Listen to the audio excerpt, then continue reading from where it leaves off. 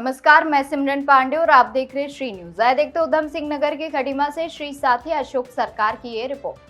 उधम सिंह नगर के खटीमा में विशेष गहन पुनरीक्षण यानी SIR अभियान के तहत AIRO अधिकारियों को प्रशिक्षण दिया गया। प्रशिक्षण में मतदाता सूची के पुनरीक्षण, नोटिस जारी करने, दावे और आपत्तियों के निस्तारण और अंतिम निर्वाचन नामावली के प्रकाशन तक की पूरी प्रक्रिया की जानकारी दी गई। तहसील सभागार में आयोजित कार्यक्रम में DLMT देवेंद्र सिंह ने बताया कि प्री SIR के दौरान मतदाताओं की मैपिंग कर BLO के माध्यम से गणना फॉर्म भरवाए गए और उन्हें BLO ऐप पर डिजिटल रूप से अपलोड किया गया। अब जिन मतदाताओं की जानकारी में विसंगतियां मिली हैं, उन्हें BLO के माध्यम से नोटिस जारी किए जाएंगे। इसके लिए 12 AIRO नियुक्त किए गए हैं, जो दावे, आपत्तियों और नोटिसों का नियम अनुसार निस्तारण करेंगे। अधिकारियों ने बताया कि जिन मतदाताओं के नाम सूची से हटाए गए हैं, वे दोबारा आवेदन कर सकेंगे। सभी प्रक्रियाएं पूरी होने के बाद 12 दिसंबर को अंतिम मतदाता सूची प्रकाशित की जाएगी। निर्वाचन आयोग द्वारा दिए गए निर्देशों के क्रम में आज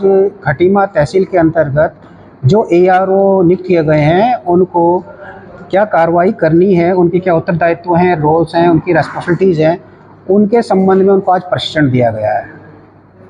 और इसके अलावा क्या क्या उसमें उनके द्वारा अपेक्षित कार्रवाई है, जैसे कि जो विसंगतियों के कारण नोटिस जो जारी किया जाना है, उस पर क्या कार्रवाई करनी है, जो फॉर्म 6, 7, 8 जो आवेदन आएंगे उन पर क्या कार्रवाई की जानी है और किस प्रकार की जानी है, ARO नेट के माध्यम से ऑनलाइन फॉर्म जो जनरेट होंगे उनको किस प्रकार वितरण BLO को दिया जाना है, इस संबंध में उनको सूचना दी गई है। आज केवल थ्योरेटिकल एस्पेक्ट है कि उनके क्या क्या रोल्स रेस्पॉन्सिबिलिटी हैं, और टेक्निकल एस्पेक्ट के संबंध में आगामी दिवसों में उनको ट्रेनिंग दी जाएगी।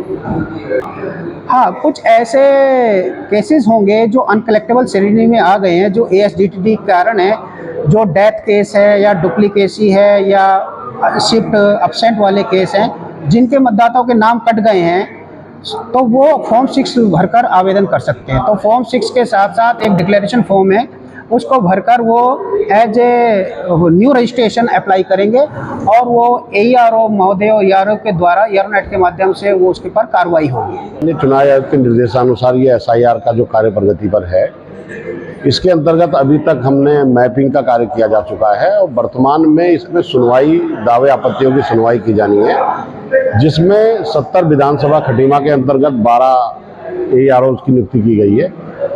उन्हीं के लिए कि आगामी क्या कार्रवाई करनी है, कैसे नोटिस दिए जाने हैं, किसका नाम काटा जाना है या नए फॉर्म कलेक्ट किए जाने हैं, उसके संबंध में हमारे DLMT साहब ने आज विस्तृत रूप से संबंधित ARO को बताया।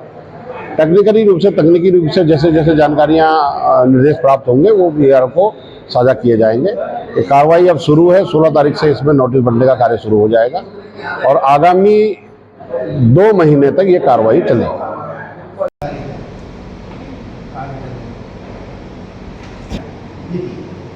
ये महत्वपूर्ण बिंदु है, क्योंकि इस समय आपकी एक पील है, आपका डिसीजन ही अंतिम होगा, उस पर कोई तो ओवरऑल इंचार्ज इस संवैधानिक पील पर आपकी जो प्रक्रिया है, नोटिस जारी करना, उसका विस्तारण करना, ये आपके द्वारा इन सबका दस्तावेजीकरण कि आपको सहयोगी के रूप में ऑपरेटर है या कोई सहायक है, आपको उस गारंटर की हैसियत के तौर पर आप है।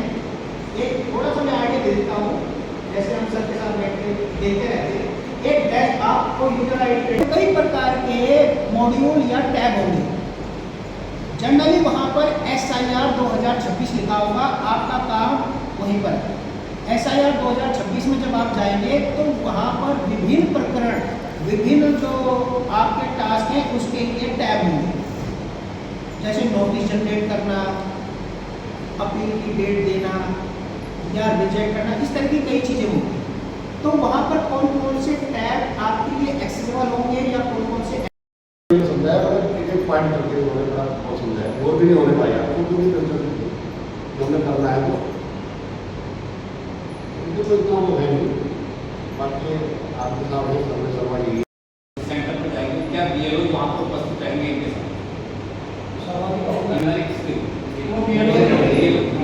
तो जिस क्षेत्र के लोग नोटिसों की सुनवाई आप